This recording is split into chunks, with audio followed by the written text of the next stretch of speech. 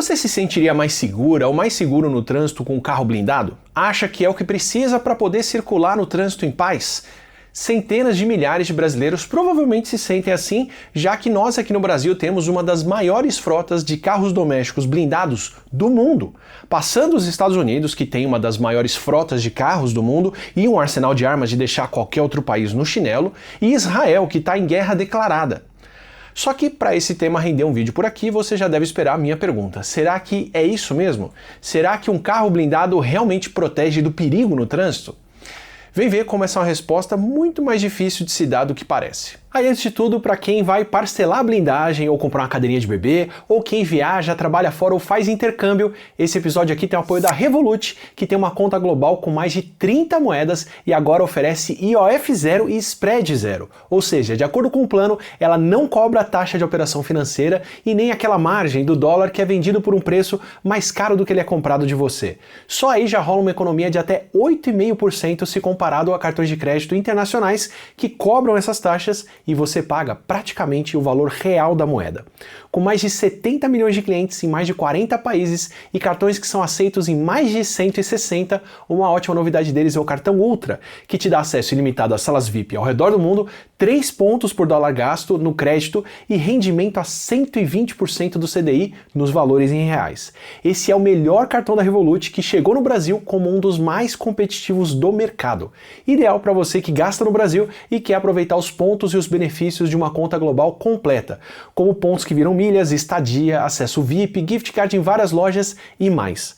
Aproveita que abrindo a sua conta Revolut pelo meu link no Saiba Mais ou no QR Code aqui na tela, você tem até R$100 de cashback nas compras dos primeiros 30 dias no cartão de débito ou crédito da Revolut. 2025 foi mais um ano recorde de aumento de frota de carros blindados no Brasil, com mais de 42 mil novos veículos. A nossa frota já é de mais de 420 mil blindados, o que faz do Brasil o maior mercado do mundo. Algo tão particular nosso, tão incomum fora daqui, que não tem nem muito com quem mais comparar. Não que outros países não tenham carros blindados, mas é muito mais o tipo de carro de luxo usado para o transporte de autoridades e com uma blindagem um tanto mais pesada do que a gente está acostumado a ver por aqui. Lá pensam em ataques terroristas, com bombas. Aqui, nós nos protegemos mais em carros como Corolla e contra armas curtas, como pistolas, mais usadas em assaltos e sequestros. A demanda por blindagem civil é tão grande aqui no Brasil que nós não só desenvolvemos tecnologias mais baratas ou mais leves, como a manta de aramida, que é o Kevlar, e revestimentos como plásticos, como polietileno, como exportamos blindagem para outros países. A predileção brasileira por carros é histórica, tanto no consumo quanto nos planos de desenvolvimento do país, baseados em montadoras, em estradas e carros populares. E aí, claro, carros tão populares quanto carros que custam mais do que uma década de salário mínimo podem ser. Uma tendência que se soma com o nosso trânsito, muita gente passa horas no trânsito nas cidades, com a violência e com uma outra predileção nossa, que é a predileção por câmeras em todo lugar, de carros à parte de fora das casas e do comércio. De maneira que não faltam notícias e vídeos de assaltos a carros parados no trânsito e afins, tanto circulando no WhatsApp quanto aparecendo em programas de TV, programas que inclusive têm patrocínio algumas vezes por empresas de blindagem. O que é a combinação perfeita para criar uma demanda crescente por carros blindados. Mas na cabeça desse biólogo aqui, na cabeça de quem pensa em problemas de uma forma mais técnica ou científica às vezes, fica uma dúvida, técnica mesmo. Será que faz sentido, dados os riscos reais do nosso trânsito? Porque eu não tenho dúvida nenhuma que blindagem realmente protege contra tiros, protege contra projéteis. A questão é se eles são o maior risco que a gente enfrenta no trânsito. E pensar em risco é um tanto mais complexo do que parece. Por exemplo, quando a gente pensa em vacinas, não é à toa que tem testes clínicos e um programa mundial de colaboração para o compartilhamento do que podem ser eventos adversos que acontecem nas pessoas vacinadas. Porque são duas coisas que se põem na balança quando um órgão como a Anvisa aprova uma vacina e um órgão como o SUS compra e distribui. De um lado está a proteção que a vacina precisa oferecer. E do outro tem os riscos que a gente conhece e os riscos que queremos descobrir. Para uma vacina ser adotada e distribuída em postos de saúde, ela tem que apresentar mais benefícios do que riscos, claro. E por isso os riscos são acompanhados continuamente na população. E quais são os riscos de carros blindados que a gente ainda não reconhece? Vale dar uma olhada em um país que começou a lidar com mais blindagem de carros, ainda que sem querer, para ter uma noção do que pode acontecer. Olha o que está rolando nos Estados Unidos com os Cybertrucks. O que era para ser um carro durão, indestrutível no uso, que acabou se revelando um carro que quebra fácil no que não deveria e não quebra quando precisa. Juro. E coloca muita vida em risco nesse processo. A parte do quebra fácil, onde não deveria, eu deixo por conta de testes como o canal do Whistling Diesel aqui no YouTube, que conseguiu quebrar até o frame de alumínio puxando coisas, ou dos vários vídeos de Cybertrucks atolados na lama, na areia, na neve, que você encontra por aí, ou dos casos de quem quebra o carro, ou brica nesse caso, porque ele para simplesmente que a pessoa esqueceu de colocar ele no modo lavagem quando passou em um lava rápido. Isso aí é prejuízo financeiro que quem compra aceita a essa altura. O problema real é o contrário, que é quando o carro não quebra como ele deveria, como ele precisa quebrar. Eu já falei por aqui, em um dos primeiros vídeos do canal, que carros são feitos com pontos de falha, com pontos de quebra intencionais, para poder, por exemplo, absorver o impacto no caso de um acidente, entre outras coisas. Por isso que carros modernos amassam muito mais em uma batida. Isso é intencional para proteger quem está dentro. Só que o Cybertruck foi desenhado via rede social aos caprichos do grande engenheiro que se apossou da Tesla e a contragosto dos engenheiros reais que trabalhavam ou trabalham na Tesla. E alguns desses caprichos dão um exterior brabo, mas um miolo meio fué, entre eles os painéis de aço inoxidável, que na verdade parecem enferrujar bastante, o vidro à prova de balas, que quebrou com uma pedrada na demonstração, e a fechadura, ou melhor, a falta de uma fechadura na porta, que fazem uma combinação macabra num carro que foi feito às pressas por uma empresa de carros que não quer mais fazer carros. Inclusive não lança carro há muito tempo. E é uma combinação macabra mesmo, porque os primeiros Teslas, os outros modelos, ficaram famosos porque aproveitaram a dinâmica de baterias na parte de baixo do carro, com um frame de alumínio por fora que é tão firme e tão seguro que chegou a quebrar os equipamentos de teste de segurança de colisão. Ótima propaganda para eles. O Cybertruck também desempenhou muito bem em testes de batida, protegendo no caso de acidente. Só que na pressão para manter aquele visual cyberpunk e talvez para não deixar marca de mão no inox, que mancha que é uma beleza, fizeram fechaduras ocultas no carro. Fechaduras que são elétricas e precisam do carro ligado para poder funcionar. Fechaduras que confundem os próprios donos de Cybertruck, que dirá quem pega uma carona e anda ali atrás. E aí o que acontece quando um carro desses bate? A pessoa fica presa dentro de um carro que não tem como abrir por fora, com uma chapa de inox grossa, que é muito mais difícil de bombeiros cortarem, e com um vidro reforçado que não quebra nem cede. O que já seria um problema no tipo de acidente em que o carro cai num lago ou quando alguém precisa de atendimento rápido lá dentro. Mas ganha uma outra urgência no Cybertruck porque ele tem uma alavanca para abrir a porta em caso de emergência que fica escondida embaixo de um painel, que tem que ser removido e só deve ser usada com o carro desligado. Só que esse mesmo carro só tem essa explicação num manual do proprietário que é digital, que fica no sistema do carro, na tela dele, que é aquele mesmo sistema que só aparece com o carro ligado. Ou seja, se o Cybertruck bate com alguém lá dentro que não leu o manual de antemão, inclusive já leu o manual do seu carro mais de uma vez, essa pessoa pode acordar num Jogos Mortais em que ela tem que adivinhar como é que ela sai de um carro blindado. Ao contrário do que algumas pessoas pensam, carros elétricos são muito menos propensos a pegar fogo do que carros a combustão. O dilema não é esse. Só que o Cybertruck, em especial, já pegou fogo depois de mais de um acidente e tem uma bateria enorme que demanda muita água para ser apagada. Aí você pode imaginar a combinação infernal que isso faz em caso de acidentes, especialmente quando alguém não consegue sair do carro.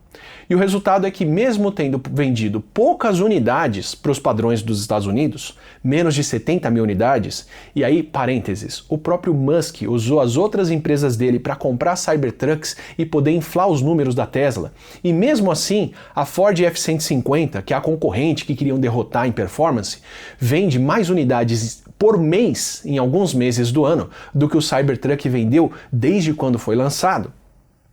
Mesmo tendo vendido poucas unidades dessa forma, o Cybertruck já acumulou fatalidades suficientes para, em números relativos, ser mais fatal do que o carro mais infame dos Estados Unidos, o Ford Pinto, que ficou famoso pela facilidade reconhecida com que ele pegava fogo depois de uma colisão traseira. São poucos acidentes para extrapolar dessa forma, para poder falar da segurança dele em geral, mas a diferença já é absurda o suficiente para chamar atenção e render processos contra a Tesla. Daí você entende por que a China priorizou função e baniu maçanetas elétricas retráteis dos carros mais novos e até volantes no estilo da Tesla, que são mais compactos e que protegem menos em caso de acidente. E o pior é que os Teslas têm câmeras, têm sensores e geram dados que tornariam muito mais fácil saber o que aconteceu em muitos desses acidentes com Cybertrucks. Só que os dados ficam com a Tesla. Em parte também porque quem compra um carro desses precisa consentir com os termos de uso, que tem cláusulas como uma cláusula que exige que a disputa legal com a empresa aconteça de forma individual e em sigilo, o que já foi aplicado mais de uma vez. Com uma situação nova como essa nos Estados Unidos, fica mais claro qual é o risco que um carro difícil de abrir traz para quem dirige em caso de acidente.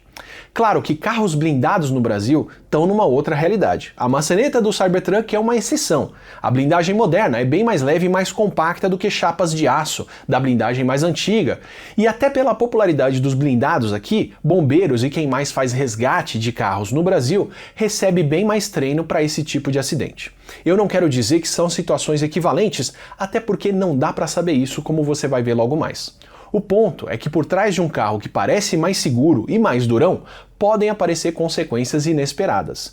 E pela nossa realidade brasileira mesmo, o que é mais provável acontecer com um blindado? Ele ser alvejado e proteger quem dirige, ou ele se envolver em um acidente de trânsito e, no mínimo, o peso do carro atrapalhar mais do que ajuda num resgate. Porque mesmo se a gente assumisse o melhor, ou que seria o pior cenário aí, imagina que cada um desses 40 mil blindados brasileiros produzidos em um ano protege uma vida de um projétil. Essa ainda não seria a medida que traria a maior proteção no nosso trânsito. Já que por todo esse período em que a venda de blindados só aumentou, nós passamos por uma outra questão que é bem maior e por uma outra estatística brasileira que é de destaque mundial, que são os acidentes fatais de trânsito. Para você ter uma noção, na década passada, entre 2010 e 2019, nós perdemos em média 40 mil vidas por ano no trânsito, principalmente por conta de acidentes. E aí você pode multiplicar por 10 o número de pessoas que saíram feridas com sequelas, o que coloca a gente no ranking mundial, aspas aí, ao lado de nações muito mais populosas como Índia e China.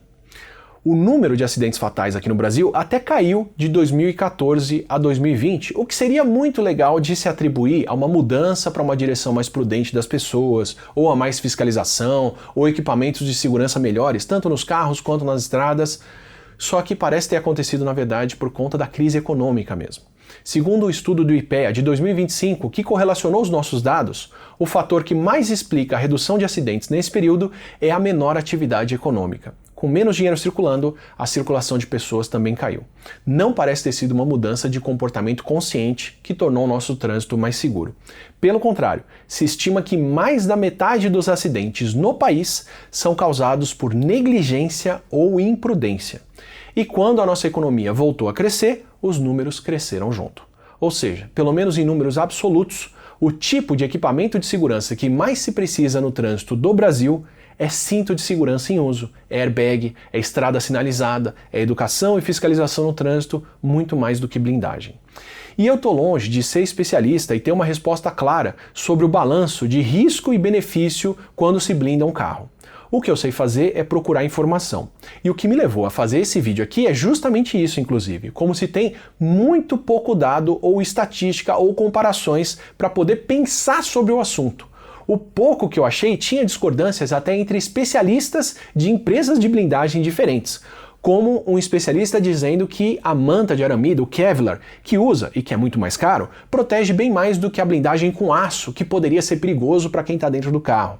Enquanto quem faz blindagem com aço fala que não é o aço o problema e que na verdade ele pode proteger e que o problema é o vidro blindado e quem está dirigindo sem cinto. E os dois podem até estar certos. Só que falta crash test para poder saber o efeito da blindagem em acidentes, tem diferença entre tipo e qualidade de blindagem, tem a qualidade da blindagem seguradora e se ela soube instalar os airbags de volta do jeito certo, porque os airbags se comportam diferentes com a blindagem agora. Tem a questão da idade da blindagem e o tipo de material que foi usado, da manutenção periódica, que pode ser muito cara e talvez não tenha sido feita, ou talvez não tenha sido feita com a qualidade que precisa. E a gente está falando de uma indústria que é cheia de empresas pequenas que trabalham com baixo volume e muita variedade de carros, onde muitas vezes essas empresas não têm acesso ao projeto original do fabricante, o que torna difícil saber muito bem o que estão fazendo na hora de, por exemplo, remontar o carro, como aponta um dos únicos estudos da área que eu achei. E a certificação que o Exército Brasileiro exige para a blindagem é para compra de material, e não para testar a blindagem que é feita com ele. Ou seja, se garante que o que foi comprado foi usado para o fim que foi dito, e não que a blindagem que foi feita depois é segura, protege, e como ela se comporta em caso de acidente. O que me diz que deve ter uma diferença muito grande entre o melhor e o pior tipo de serviço de blindagem, entre o ônus e o bônus que cada uma delas vai trazer, e a gente está falando de um mercado que vai ter preços que variam aí nessas coisas na casa de dezenas de milhares de reais. Eu acho marcante como tem toda uma minúcia e discussões infinitas em fóruns, colunas de especialistas, sobre qual tipo de blindagem que é mais indicado para essa ou para aquela situação, para esse ou para aquele armamento, engranada, outras coisas, para esse ou para aquele tipo de carro, mas a gente tem pouquíssimo material discutindo qual a proteção real que isso traz para quem usa ou qual é a influência dessa blindagem na fatalidade de acidentes que é tão comum no Brasil. Seja uma influência positiva ou negativa, tá? Você pode inclusive instalar alto-falantes no carro blindado, colocar sirene, colocar pneu que continua rodando quando é alvejado, colocar emissão de fumaça para afastar agressores, com muitos perigos imaginados, com muitas situações problema e com muitas soluções para nos proteger de outras pessoas. Enquanto que a gente realmente precisa uma proteção contra outros veículos, enquanto a gente segue naturalizando um dos trânsitos mais letais do mundo e que tem ficado pior. É o mesmo tipo de surpresa que eu tive quando eu tentei achar alguma comparação da segurança oferecida por cadeirinha de criança ou algum guia de instalação do básico, que é usar o sistema Isofix do carro, que não aparece em discussão de trânsito nenhuma. Parece que é mais fácil pensar que uma solução individual, do cada um por si, que ainda traz status quando é adotada, vai fazer mais diferença do que cobrar infraestrutura pública de transporte, enquanto todo mundo paga mais caro pelo transporte, pela saúde e pela vida. Se você quiser outras discussões como essa por aqui, aproveita, se inscreve aqui no canal, se você recebe os vídeos regulares e o Não Sou Ficção, o nosso podcast de ciência do dia a dia com várias discussões com vários especialistas, onde eu ainda vou procurar bastante gente para falar sobre a história do automobilismo, dos carros e da indústria dos carros no Brasil. A gente se vê numa próxima.